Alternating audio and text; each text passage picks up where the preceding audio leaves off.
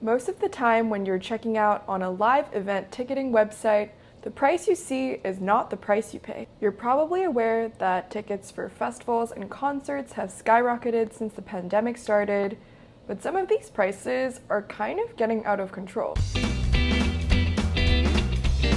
A lot of the times there is a ticket processing fee or a delivery fee for wristbands for specific festivals, or a city amusement tax, which usually occurs during large-scale events. Like Lollapalooza, for instance, which I was quite surprised by, as I have not heard of this tax before until I went through my invoice and saw this line item break out, which I'll explain later in this video. That being said, there are always exceptions, and one example that I use a lot is called Dice, which is a ticketing app that has all-in pricing and no surprises at checkout.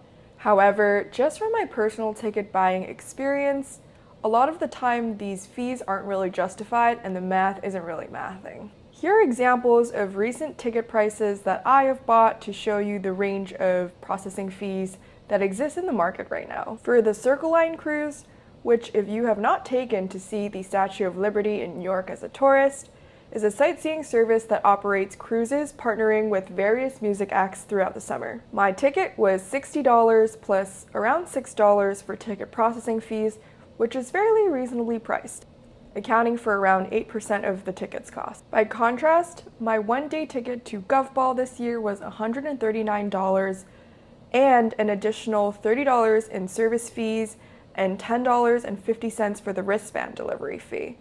This is as atrocious as it gets, as these fees almost accounted for a quarter of the price that I paid for this ticket.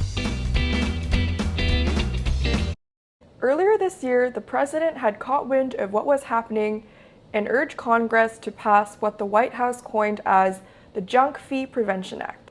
As part of a larger conversation, this act will crack down on 4 types of excessive fees, including those imposed on live events such as concerts and sporting events.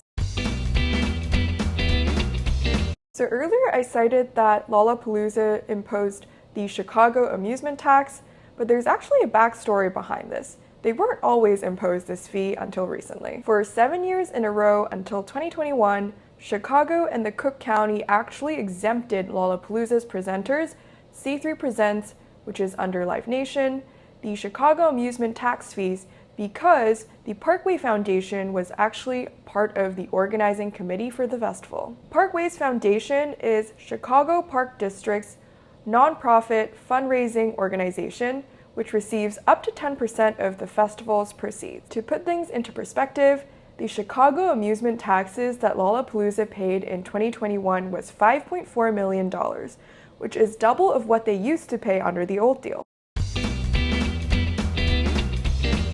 A more recent development on fee exemptions for festivals is South by Southwest, which happens every year in Austin. For years, the city of Austin has subsidized South by waiving the fees for taxpayer-funded public facilities.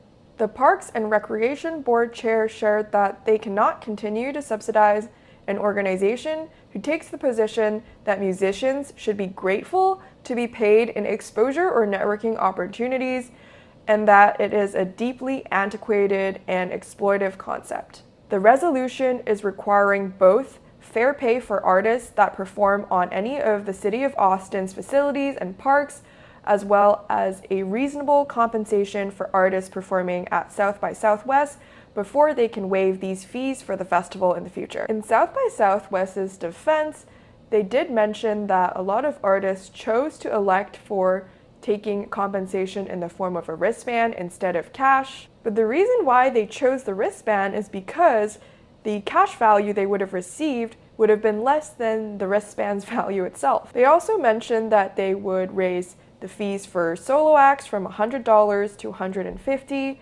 and for bands $250 to $350, no matter the size. So in the previous compensation structure, the ticket would have been $150, whereas the cash value was only $100. So now they're trying to balance the two and make it a more equal compensation structure.